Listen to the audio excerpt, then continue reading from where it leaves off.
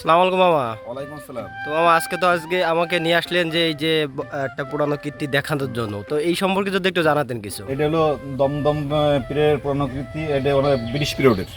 আচ্ছা। এখানে একসময় একটা পীর ছিল, তার এটা বাসভবন, সেই হিসাবে এটা সরকারিত্বভাবে সংরক্ষণ করে রেখেছে। এটা হলো যশোর জেলার ভিতরে, খুলনা বিভাগের যশোর জেলার ভিতরে কোদা বাজারে পার হয়ে জামতলা, এই জায়গায় দমদম ব্রেড ডিবিটা আছে। মানে মনিরামপুর রোডে। হ্যাঁ, মনিরামপুর রোডে। এর সাথে একটা বড় দিঘি আছে, ওটা দমদম ব্রেড দিঘি বলে। আচ্ছা। এই এনাদের দিঘি ছিল ওইটা। তো এটা হচ্ছে উত্তোলন হয়েছে কত বছর আগে এটা? এটা উত্তোলন হয়েছে আজ থেকে 10 বছর হয়েছে, 10 বছর বয়স হয়েছে। মানে এর আগে তো মাটি নিচে চাপা মাটির নিচে পড়েছিল। ছিল। আচ্ছা। মাটি দিয়ে চাওয়া ছিল, পরে সরকারিভাবে এটা খনন করে এটা বেশ ঘিরে দিয়ে একটা বাউন্ডারি দিয়ে রেখেছে। এটা কি উন্মুক্ত থাকে সবসময়? হ্যাঁ, এটা উন্মুক্ত থাকে, সবার জন্য দেখার জন্য উন্মুক্ত থাকে। যে কেউ বাইরে থেকে এসে লোকজন দেখে, এখানে পিকনিকে আসে লোক, ছবি টবি তোলে। ছবি তোলে। এমনি কোনো টিকিট তো নাই? কোনো টিকিট নাই, এটা এমনি ফ্রি, উন্মুক্ত সবার জন্য আর কি। ঘিরা থাকে, যে লোক আছে, গার্ড আছে, গার্ডের কাছে অনুমতি নিয়ে ঢোকা লাগে ভিতরে। দেখ মাশাল্লাহ, তো আমার সাথে এসে ঘুরে খুব ভালো লাগলো। প্রিয় দর্শক শ্রোতা, আপনাদেরকে বলবো আপনারা যারা আসতে চান অবশ্যই লোকেশনটি আবারও জেনে নিন। যশোর রাজারহাট থেকে মনিরামপুর রোডে কোয়াদা বাজার, সেখান থেকে একটু সামনে আসলেই এই জায়গাটি পাবেন আপনারা। এবং এখানে শুধুমাত্র যে সেই দমদম পীরের এইটার সামনেই আরও একটা ভাইরাল জিনিস আছে।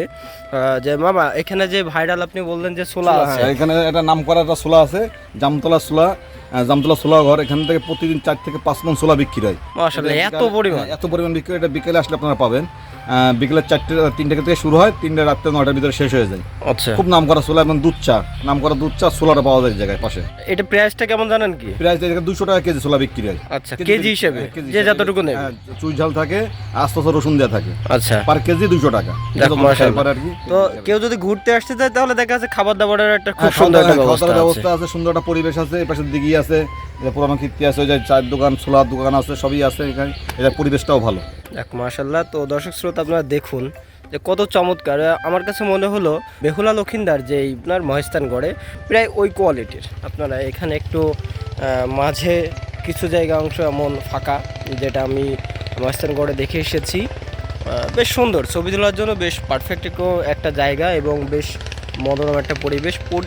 পুরো চারি সাইড থেকে আপনার একটা বাউন্ডারি দেওয়া আছে এবং দারুণ জায়গাটা। আপনারা যারা যশোরের স্থানীয় বা যশোরে আসলে ঘোরাঘুরি করতে চান তারা অবশ্যই এই জায়গাতে আসতে পারেন।